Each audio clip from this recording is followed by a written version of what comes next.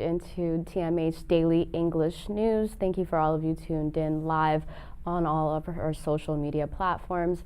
No aid has been allowed into Tigray for 5 days after the announcement of the humanitarian truce. As we continue on for the headlines, the Ethiopian government has troops are seen moving towards Tigray even after an agreed truce, and the Human Rights Council the Human Rights Concern Eritrea warns mass starvation of Eritrean refugees and the people of Tigray could finally result in thousands of deaths. As we move on to the main stories, the 5 days after the announcement of the humanitarian truce by the Ethiopian government, no aid has been allowed into the Tigray region yet. The Tigray government, in an update issued through its Tigray External Affairs Office, asked the Ethiopian government authorities to live up to their end of their agreement. In the update, the government of Tigray recalled that Abiy Ahmed's regime announced with great fanfare what it called a humanitarian truce to facilitate the flow of aid into the Tigray region. The government of Tigray said it expressed cautious optimism about the announcement despite months of accumulated evidence to the contrary, hoping that the people of Tigray would begin to resolve the humanitarian assistance they need. The statement also noted, quote, although we hope the authorities will break with tradition and honor their promises, we have not seen any encouraging signs that they are about to do so, end quote. Adding in the statement, Abiy Ahmed's regime continues to peddle to what is called the fictitious narrative that the government of Tigray was blocking aid delivery to its own people. It added that the regime's officials have made the baseless claim that because of humanitarian convoy movement by land is limited due to the actions of the Tigray forces, the regime has been facilitating aid by air. According to the statement, the Abiy Ahmed regime, along with its local intermediaries in the Afar region, has always been culpable for the obstruction of humanitarian aid delivery into the Tigray region by land. It added that there was no additional food aid delivery by air either. Tigray needs at least 700 truckloads of supplies now a week. The government of Tigray stated that it remains committed to playing a constructive role in helping aid get to the millions of Tigrays that need it, as well as the people in desperate need of humanitarian assistance in the neighboring regions as well. As this truce ongoing, currently peace security expert in East Africa urges for expeditious implementation of the humanitarian truce. Abdullahi Boru Halaki, an expert on the government security and peace in East Africa, highlighted the significance of the humanitarian truce in an interview with South African Broadcasting Corporation. Let's take a listen. But here is why, for me, having a humanitarian access is a good spot. And some of these, because in all the statements, be it from the State Department, African Union, the final line was, this is a first step towards, an opportunity to have a political settlement. And I think having some of these things be dealt by, if you will, a commission of human rights, that would be an incredible opportunity to be able to deal not just contemporary historical injustices and human rights violations, but also historical one. South Africans, they have shown the world that it can be done. It's not a panacea, but it really does solve a problem. But that has to come with elite consensus.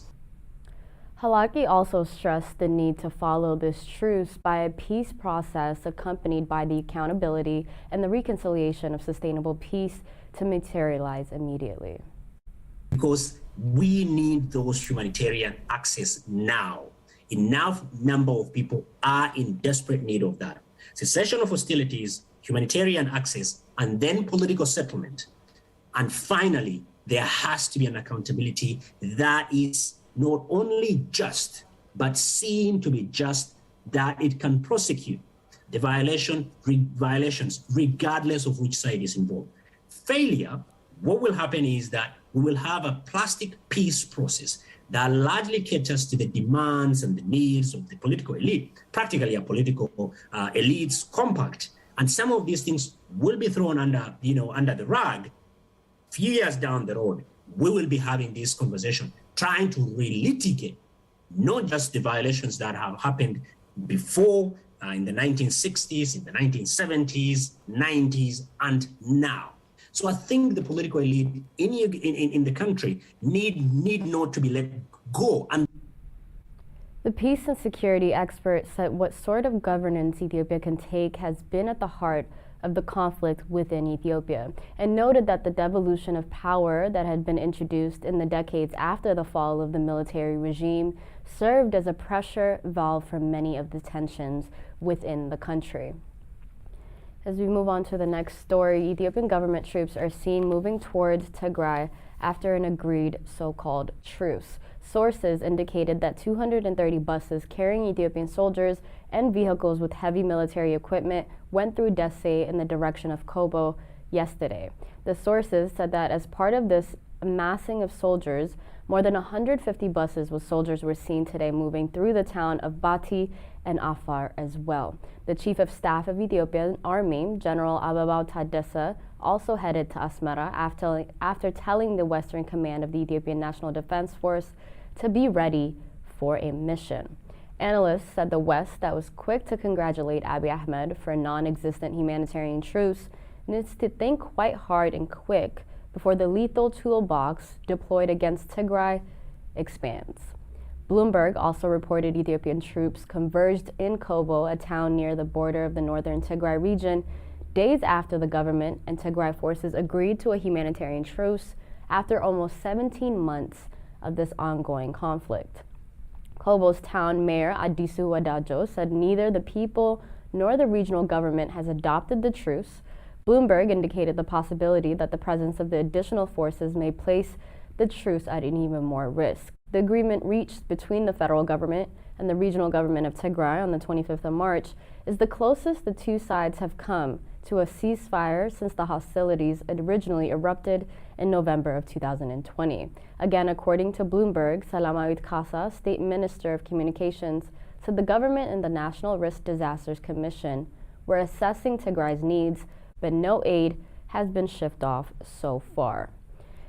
With the humanitarian update and related news, various sources indicated that the Ethiopian government's humanitarian truce was not driven by the humanitarian consideration as it so-called claimed. Timnit Bairu presents this report compiled by various sources. Horn of Africa expert at Queen's University in Canada, Awat Walda Mikael, told AFP that international diplomatic pressure played a part in the government's decision. Ethiopia is facing economic difficulties due to the war, and negotiations were taking place behind the scenes between belligerents, he disclosed. Diplomatic pressure increased recently, as exemplified in particular by the American Special Envoy for the Horn of Africa, David Satterfield's visit to Ethiopia last week. Ethioforum reported, based on diplomatic sources, that the purpose of Satterfield's visit to Mekelle last Thursday was to discuss the implementation of the House of Congress agreement with Tigray officials. Before heading to Mekelle, Satterfield had held discussions with Ethiopian government officials, during which it was agreed both sides would release the declaration of the cessation of hostilities to indicate that it was reached through a joint agreement. However, the Ethiopian government released a statement while the special envoy was returning to Addis Ababa.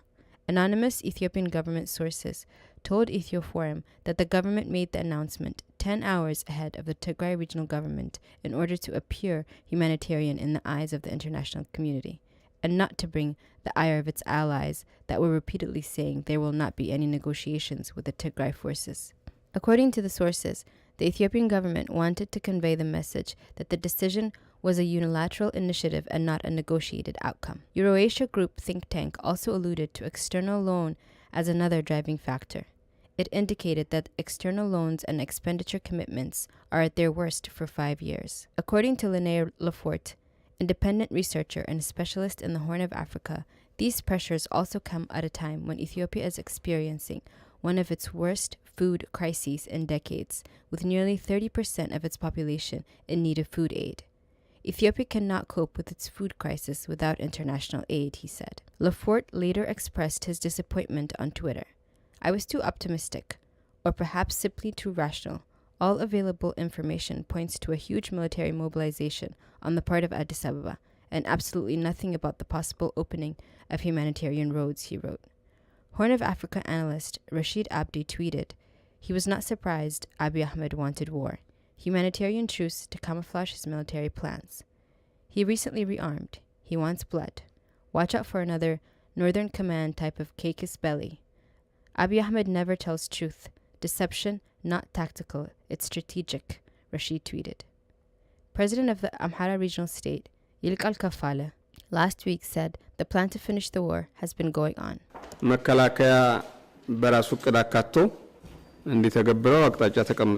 of it can't be told here, but the plan to finish the war has been going on, and the Ethiopian National Defense Force is working on it. Pre-war preparation must be high. The Ethiopian National Defense Force is in training, reorganizing, and strengthening. Amhara is building a huge army. The Ethiopian government has made the truce conditional on the withdrawal of the Tigray forces from the areas they occupy in the Amhara and Afar regions. As for the government of Tigray, it has agreed to cease hostilities on the condition that aid arrives in Tigray. Afar Regional President Awol Arba, on his part, threatened to block the humanitarian aid to Tigray through its region.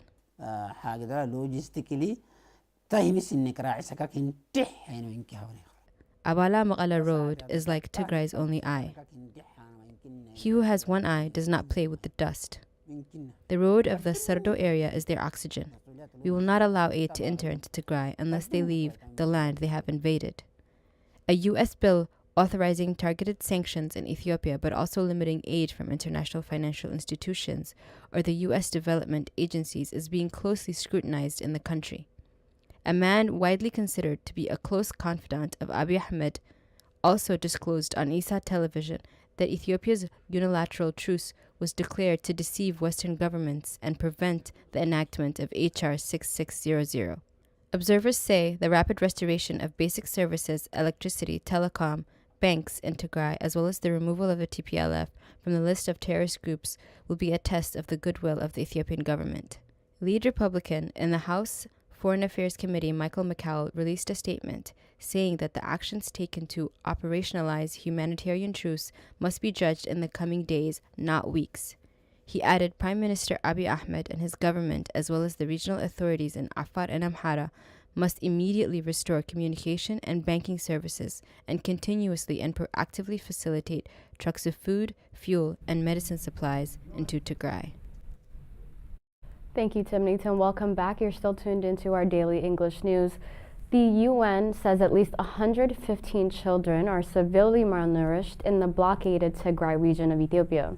The UN Office for the Coordination of Humanitarian Affairs, in its latest situational report, said the humanitarian situation in Tigray is worsening day by day. On Monday, WHO Organization Director General Tedros Adhanom said the situation could be worse than the estimated as the world moves on from the conflict to other global issues. The WHO chief stated that the humanitarian and health amid aid must be given safe passage to reach the people in Tigray who have been under blockade for over a year.